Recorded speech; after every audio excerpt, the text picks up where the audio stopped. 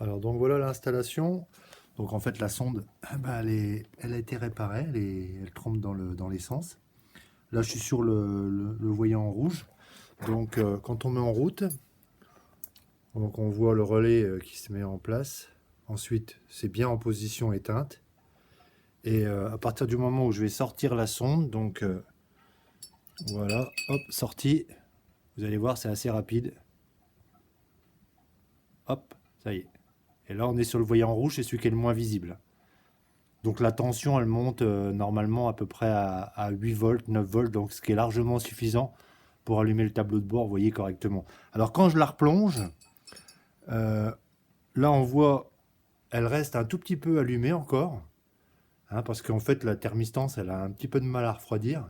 Mais en fait, ce que j'ai remarqué, c'est que, on imagine, on refait le plein, et bien forcément le contact est coupé. Et à partir du moment où on coupe le contact, ça fait refroidir la thermistance. Et quand on remet en route, voilà, elle est bien éteinte. Et elle reste éteinte.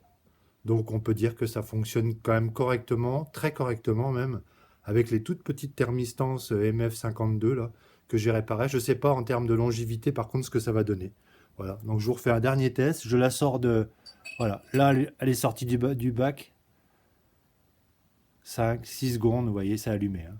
Donc ça marche plutôt pas mal. Je suis assez satisfait quand même du résultat. Voilà, et puis bah, pour la jaune, forcément ça marche encore mieux, hein. Voilà, allez, au plaisir.